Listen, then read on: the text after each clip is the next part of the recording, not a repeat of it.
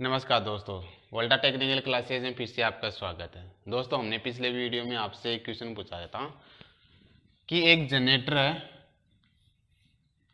इस जनरेटर को हम डीजल इंजन से कपल्ड है। ये इसका प्राइम मूवर है। जब हम इसे हैंडल से घुमाते हैं, जब इसे हैंडल से इस तरफ हम घुमाते हैं तो अचानक ये छूट जाए, तो छूटने से क्या होता है, ये जो हमारा इंजन होता है ये उल्टी तरह इस तरफ वापस राउंड मारता है, उल्टी दिशा में वो घूमता है। वो क्यों घूमता है, यानी ये वापस उस तरफ झटका क्यों मारता है? आज हम इसका आंसर देखेंगे, इसके बारे में समझेंगे ये झटका क्यों मारता है।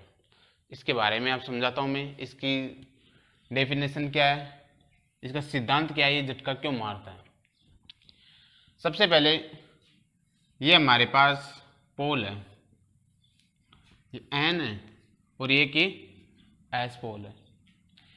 इन पोलों के बीच में यहां पे हमारा मैग्नेटिक फ्लक्स है, ये हमारा फ्लक्स है। इन फ्लक्स के बीच में अगर मैं किसी चालक को रखूंगा,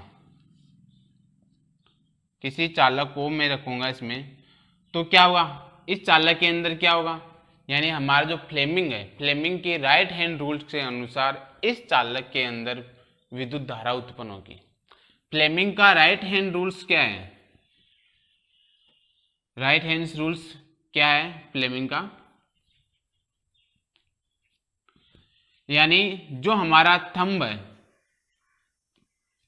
अंगूठा है, वो क्या बताता है, मोशन, गति को। और जो हमारी तर्जनी, ये फोर फिंगर है, तर्जनी अंगुली बोलते हैं इसको, इसे हम बोलते हैं फोर फिंगर,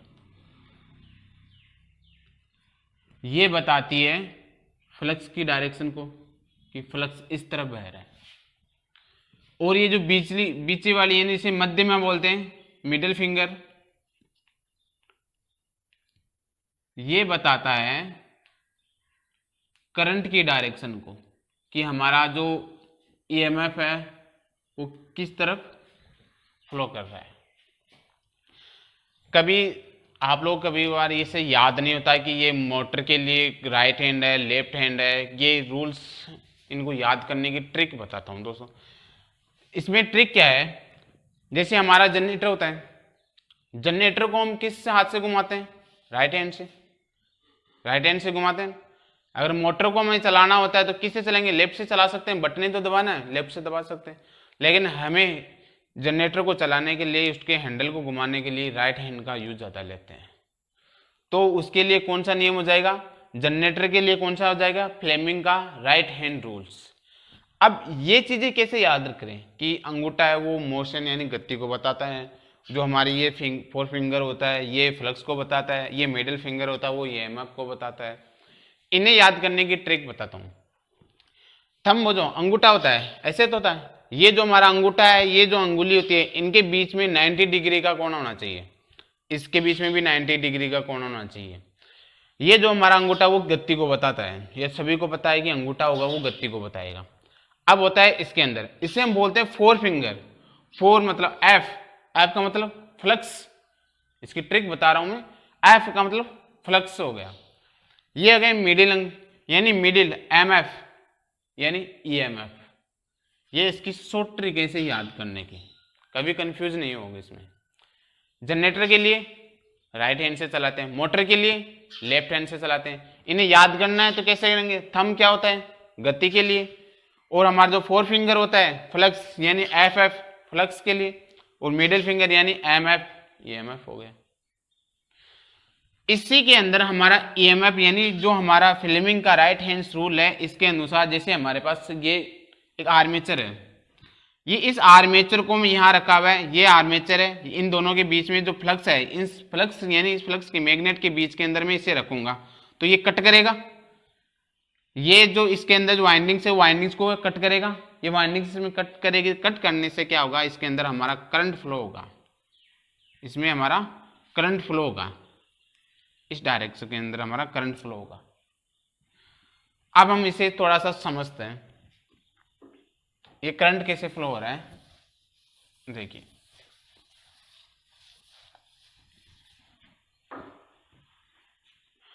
ये हमारा एन है और ये एस है, इसके अंदर ये फ्लक्स है। देखिए दोस्तों, इसमें एक कोयल है, ये मतलब ये हमारा ये आर्मेचर है, ये आर्मेचर है। इस आर्मेचर में यहां पे एक कोयल है, मैं एक मिनट इसे गोल बना देता हूं।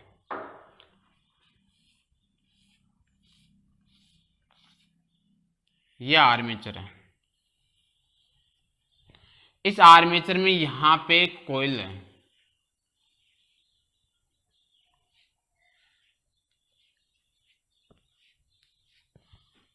कोयल का मतलब होता है वाइंडिंग। आर्मेचर के अंदर जो लपेटे होते हैं ना उसको कोयल ही बोलते हैं। ये एक कोयल है, ये कोयल मान ली हमने।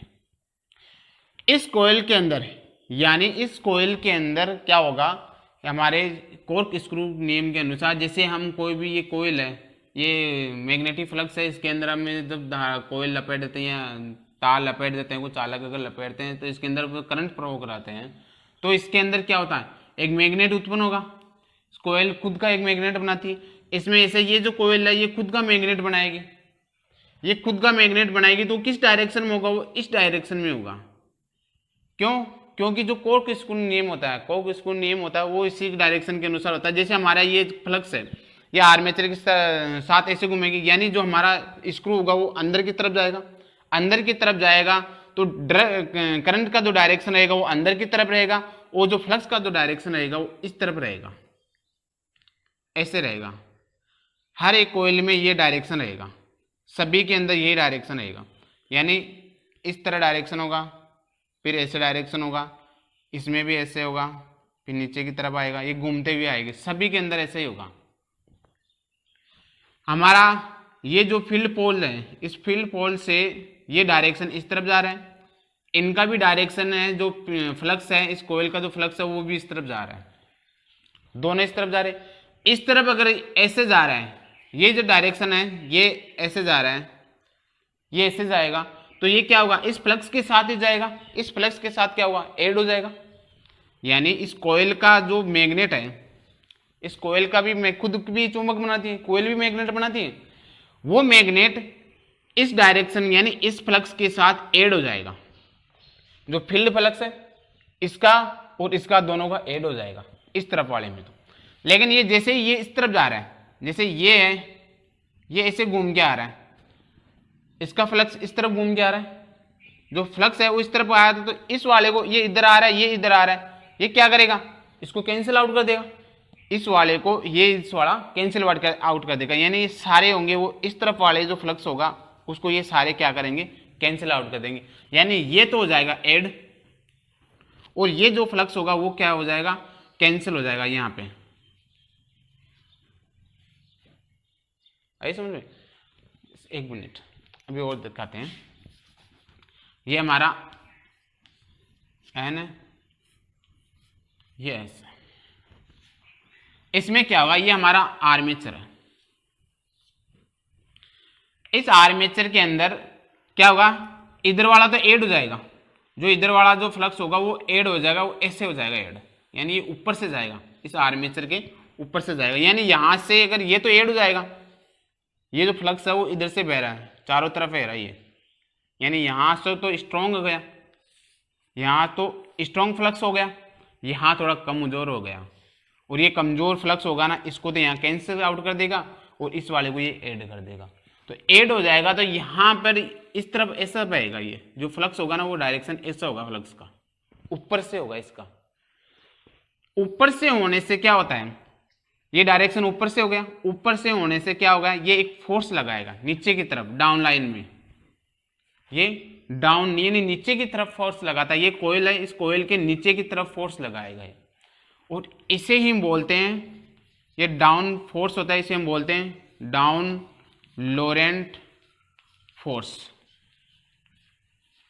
Down लोरेंट force. और इसी फोर्स के कारण क्या होता है, हमारा जो जनरेटर होता है वो पीछे की तरफ झटका मारता है,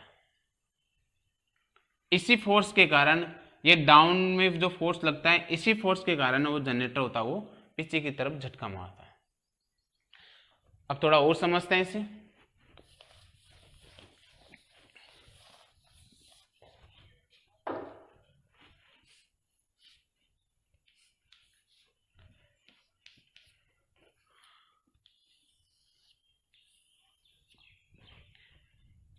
ये हमारा परपेंडिकुलर है, सीधी रेखा है। ये जो सीधी रेखा है हम उसे बोलते हैं MNA। यहाँ पे जो हमारा फ्लक्स होता है वो शून्य होता है, और यहाँ पे जो हमारा फ्लक्स होता है वो स्ट्रॉन्ग फ्लक्स होता है, स्ट्रॉन्ग मैग्नेट होता है। यानी इनके बीच में यहाँ हमारा कम्यूटेटर लगा हुआ है, और कम्यूटेटर पे हमने यहाँ पे यहाँ पे हमने कोयल बना रखी है, यानी इनके सेगमेंट बना रखे हैं। जितनी कोयल होगी उतने सेगमेंट होंगे। तो यहाँ पे मैंने और कोयल बना दी यहाँ पे, ये और कोयल बना दी मैंने। अब क्या होगा, जैसे ही इसका जो फ्लक्स, ये जो कोयल है, इस कोयल में जब भी हम धारा प्रवाहित कराते हैं तो इनके अंदर क्या होगा, मैग्नेट बनेगा। ये मैग्नेट क्या होगा, इस तरफ आएगा, इस तरफ ही जाता है, सारा सभी का मैग्नेट होगा वो इस तरफ जाएगा।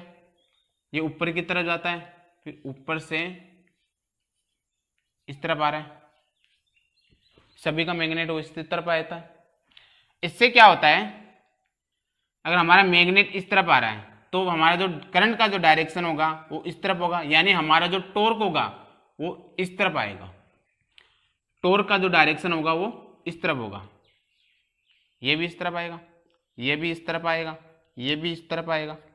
तो हमारा जो टॉर्क होगा, स्टार्टिंग टॉर्क का डायरेक्शन इस तरफ होगा, और हमारा जो जनरेटर होता है वो झटका मार के इस तरफ, यानी जनरेटर की जो डायरेक्शन होगा वो इस तरफ हो जाएगी। अगर इस तरफ डायरेक्शन होने के कारण हमारे जनरेटर की डायरेक्शन चेंज हो रही है, चेंज होने के कारण हमें वापस टॉर्क के कारण झटका लग सकता है। इससे हमारा झटका लगने से मृत्यु भी हो सकती है।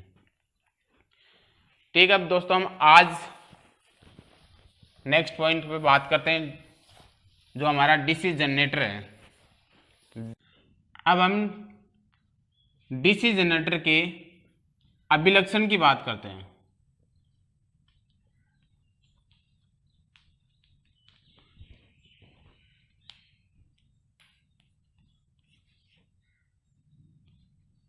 ये हमारा आर्मेचर है।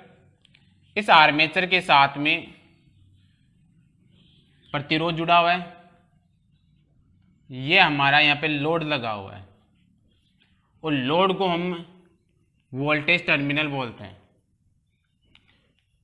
इस आर्मेचर में जो वोल्टेज उत्पन्न होंगे, जो आर्मेचर जो वोल्टेज उत्पन्न करेगा, हम उसे ईजी से डिनोट करते हैं, और इसके अंदर हमारा जो धारा है वो प्रभावित हो रही है, आर्मेचर धारा।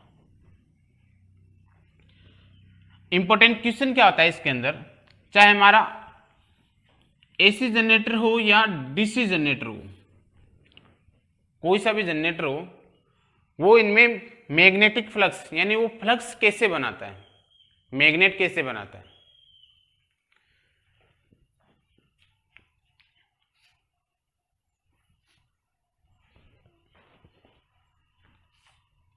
ये फ्लक्स कैसे बनाता है वो देखते हैं।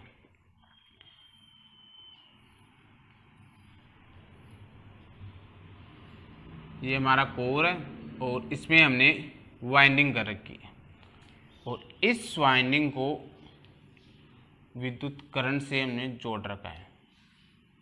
अब देखिए, हमारे पास जैसे कोई भी एक मैग्नेटिक कोर होती है, इस कोर के ऊपर कोई भी कंडक्टर से हम चालक से वाइंडिंग करते हैं, और उस चालक के अंदर करंट फ्लो करवाते हैं, तो उसमें क्या होता है, इस वाइंडिंग्स में क्या होगा, मैग्नेट बनेगा, यानी दूर बन जाएंगे N और S। और इसी प्रिंसिपल को हम क्या बोलते हैं, सोलेनॉइड। इस प्रिंसिपल को क्या बोलते हैं, सोलेनॉइड। यानी हमारा जो AC हो DC हो, इसमें हम मैग्नेट उत्पन्न करते हैं, वो किसके कारण करते हैं, हम एक्साइटेशन के कारण करते हैं।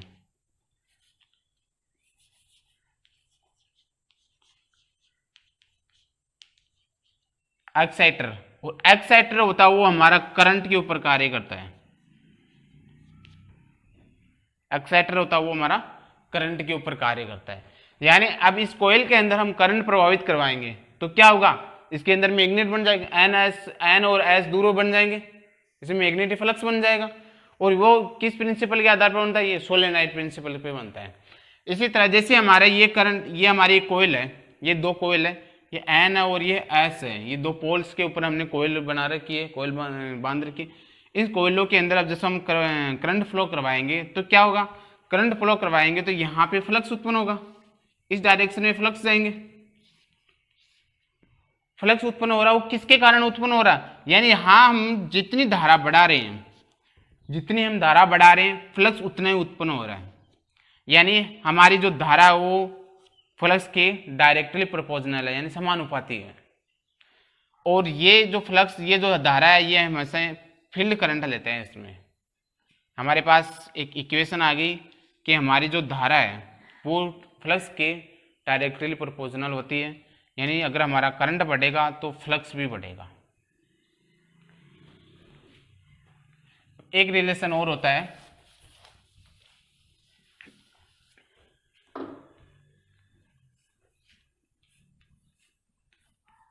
वो होता है हमारा जनरेटर के ऊपर। यानी हमारा यहाँ पे जो फ्लक्स है, अगर हम इस फ्लक्स को जितना बढ़ाएंगे, फ्लक्स को बढ़ाएंगे, अगर फ्लक्स बढ़ाएंगे तभी तो हमारा ईएमएफ पैदा करेगा, यानी जनरेटर है वो ईएमएफ तभी तो पैदा करेगा। जितना हम फ्लक्स का मान बढ़ाएंगे हमारा ईएमएफ भी उतना बढ़ेगा। यानी हमारे पास एक डायरेक्शन और आ गई, जो हमारा ईएमएफ है तो ईजी वो डायरेक्टली प्रोपोर्शनल है किसके, फ्लक्स के। ये इसके फ्लक्स की ये डायरेक्टली प्रोपोर्शनल है ईजी, तो इसका मतलब ये क्या हो गया, यहाँ पे ये इसके भी प्रोपोर्शनल हो गया, यानी फील्ड करंट के भी। मैं यहाँ ये भी लिख सकता हूँ, ईजी डायरेक्टली प्रोपोर्शनल है आईएफ के, लिख सकता हूँ। अब हम इसे वक्र के द्वारा समझते हैं, इसका एक वक्र डायग्राम बनाते हैं। पहले तो हम बनाते, इन दोनों के बीच में जो ग्राफ बनेगा वो बनेगा लीनियर, यानी हमारा फील्ड करंट बढ़ रहा है तो फ्लक्स भी बढ़ेगा। इन दोनों का जो ग्राफ होगा वो लीनियर यानी रेखीय बनेगा, सीधा बनेगा। ये भी बनेगा एक नियर पॉइंट, जैसे एक संतत अवस्था में, इसे सैचुरेशन बोलते हैं, एक निश्चित अवस्था के ऊपर ही बनता है, इसे हम नियर पॉइंट भी बोलते हैं। यानी यहाँ पे हमारा जो फ्लक्स है वो 100% हो जाएगा। यहाँ पे मान लो ये जो मोटर है, जनरेटर है, इसका लोड है वो 10 एम्पियर तक है। 10 एम्पियर से ज़्यादा हम इसका लोड नहीं बढ़ा सकते। अगर 10 एम्पियर से ज़्यादा लोड नहीं बढ़ाएंगे तो हमारा जो फ्लक्स होगा वो भी 100% से ज़्यादा नहीं हो सकता। अगर हम ज़्यादा करने की कोशिश करते हैं तो इससे क्या होता है, जैसे हमने वाइंडिंग कर रखी है, वो वाइंडिंग्स होगी वो जल जाएगी, उनका लेमिनेशन जो लेमिनेटेड होता है वो हट जाएगा वहाँ से, और वो जो तार होंगे वो स्पार्किंग होके वहाँ पे ब्लास्ट हो सकता है। ऐसे ही अगर हम इजी इनके बीच में अगर ग्राफ बनाएंगे, इन दोनों के बीच में, यानी हमारा जो जनरेटर का जो वोल्टेज इजी है और करंट जो फील्ड करंट है, इन दोनों के बीच में जो हमारा ग्राफ बनेगा वो भी लीनियर ही बनेगा। हमारा जितना वोल्टेज बढ़ेगा, ईजी जितना बढ़ेगा उतना ही तो हमारा फील्ड करंट बढ़ेगा, ईजी जितना बढ़ेगा उतना ही तो हमारा फील्ड करंट बढ़ेगा। यानी एक निश्चित पॉइंट के अनुसार तरफ, यानी जितना हमारा फील्ड करंट बढ़ रहा है उतना ही तो हमारा ये वोल्टेज बढ़ रहा है। अब हम समझते हैं,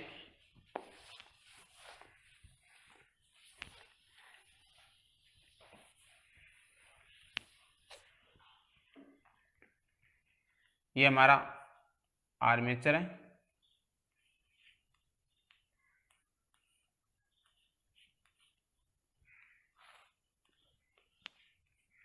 यहाँ पे लोड लग रखा है, ये ईजी है, ये आर्मेचर है। यानी यहाँ पे जो वोल्टेज है वो इस तरफ फ्लो कर रहा है, यहाँ पे हमारा करंट है, और ये जो आर्मेचर के ऊपर प्रतिरोध लग रखा है। ये जो लोड है इसे हम वोल्टेज टर्मिनल बोलते हैं। अगर मैं यहाँ पे इजी मान लो कि हम वोल्टेज टर्मिनल होता क्या है ये समझा देता हूँ। देखिए अगर हम यहाँ पे हमारे 200 वोल्टेज अगर उत्पन्न कर रहा है, ये जनरेटर अगर 200 वोल्टेज उत्पन्न कर रहा है तो वो क्या करेगा, वो इधर से प्रभावित होगा, वोल्टेज लोड के ऊपर यहाँ जाएगा तभी इधर से तो जाएगा, यहाँ जाएगा तो ये क्या करेगा, इसमें इजी बराबर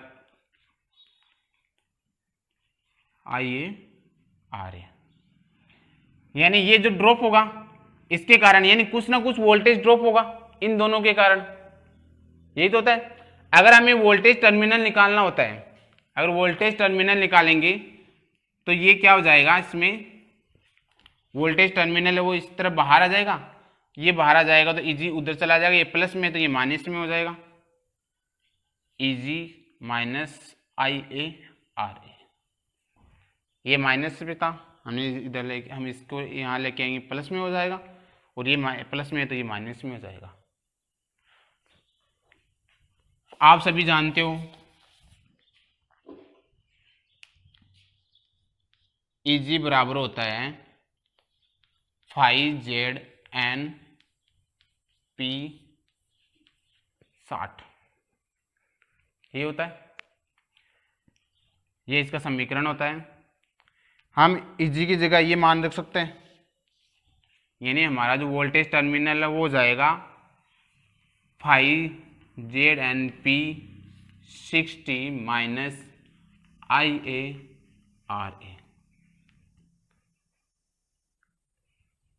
अब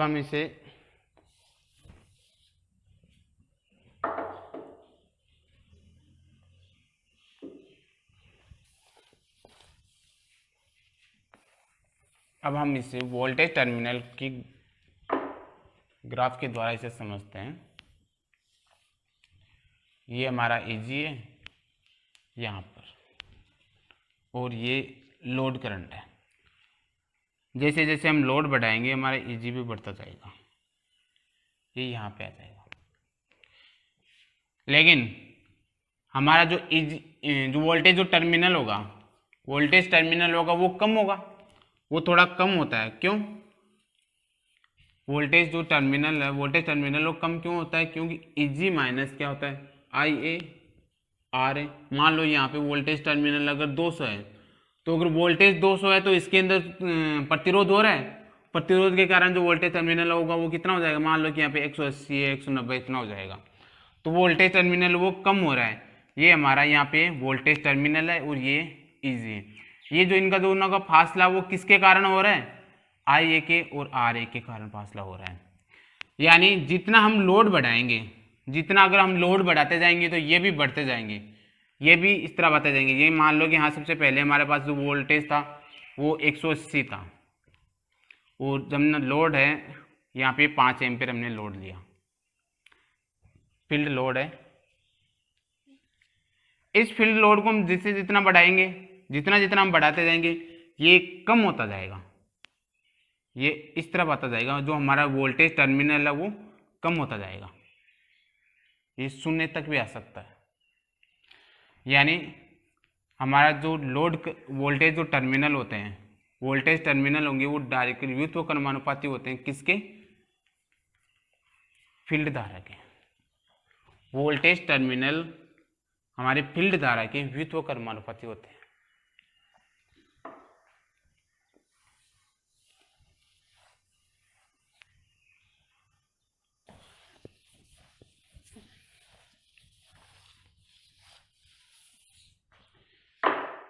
डीसी जनरेटर के हम भाग पढ़ते हैं। सबसे पहले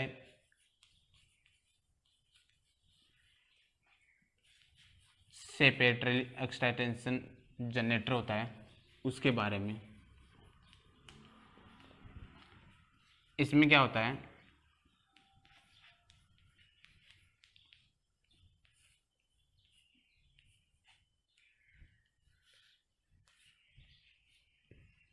ये कोयल है, इस कोयल में एक वेरिएबल रेजिस्टेंस लगा हुआ है और यहाँ पे एक बैटरी लगी हुई है, जिस बैटरी के द्वारा हम वोल्टेज इसे दे रही है। यहाँ पे फील्ड धारा हो गई वो फील्ड प्रतिरोध हो गया, और इसी के अंदर यहाँ पे क्या है, फील्ड धारा है, और ये जो उत्पन्न कर रहा है वो फ्लक्स हो रहा है, और ये हमारा जो आर्मेचर उत्पन्न करेगा वो ईएमएफ पैदा करेगा। अब देखिए क्या होता है कि जैसे हम वोल्टेज में सप्लाई करवाएंगे, सेपेटरी एक्साइलेट का मतलब होता है इससे हमें खुद को उत्तेजित करना पड़ता है। ये जो इसके फील्ड वाइंडिंग्स होती है, इस फील्ड वाइंडिंग्स को हमें उत्तेजित करना है बैटरी के द्वारा। हम जैसे बैटरी के द्वारा हम इससे धारा प्रभावित करेंगे तो इसमें फ्लक्स आ जाएगा, उत्पन्न होगा। तो इस वाली कंडीशन में क्या होता है कि हमारा जो फ्लक्स होता है, फ्लक्स और जो धारा होती है, फील्ड धारा होती है, वो कांस्टेंट होती है, यानी फिक्स रहती है। ये फिक्स रहती है, दोनों ही कांस्टेंट रहती है। ये दोनों अगर कांस्टेंट रहेगी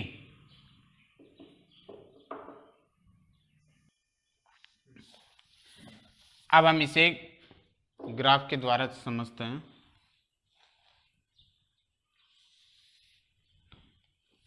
ये हमारा ईजी है, ये हमारा फील्ड लोड है।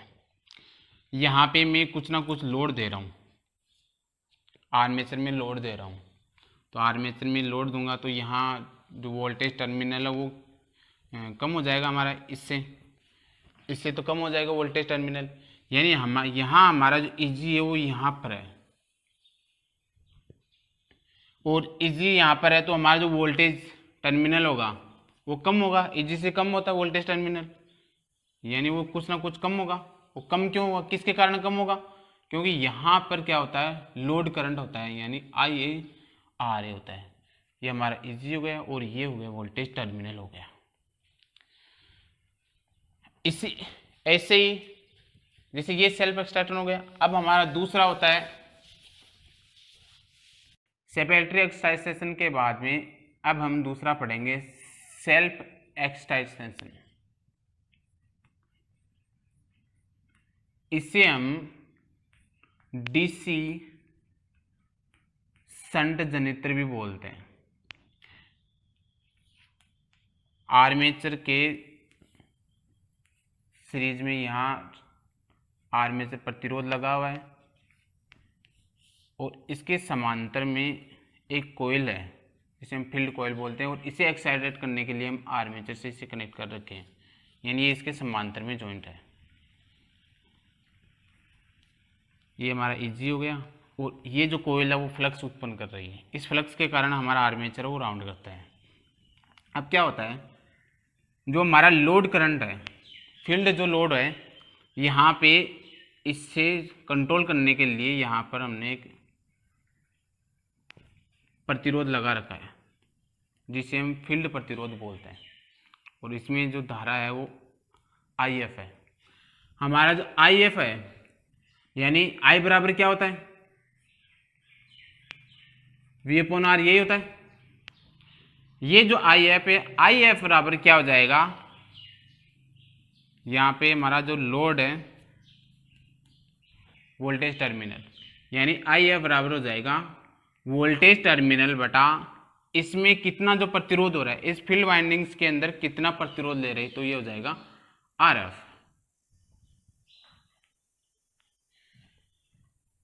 यहां पर IF बराबर VT/RF। VT बराबर क्या होता है, हमें पिछले अभी पता चला VT बराबर क्या होता है, EG माइनस IARA, ये होता है। तो मैं इसे यहां रख सकता हूं, ये हमारी एक इक्वेशन बन गई, एक ये इक्वेशन है।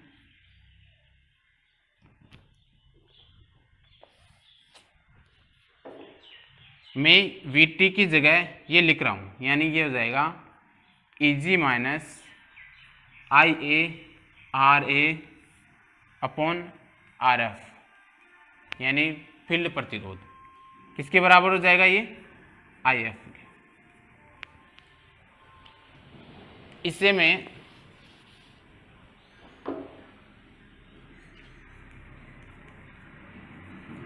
EG बराबर RF माइनस IARA RF। यानी इससे हमें यह ज्ञात होता है कि अगर हमारा लोड बढ़ेगा, अगर हमारा लोड बढ़ रहा है तो इसके साथ में हमारा करंट भी बढ़ेगा। अगर हमारा ये लोड बढ़ रहा है, ये लोड होता है, लोड बढ़ेगा तो इसके साथ में हमारा करंट भी बढ़ेगा। इससे हमें यही ज्ञात होता है कि लोड जितना बढ़ेगा उतना ही हमारा करंट बढ़ेगा। ये जो शंट जनरेटर होता है, शंट जनरेटर को इसकी जो वाइंडिंग फील्ड वाइंडिंग्स होती है, उस फील्ड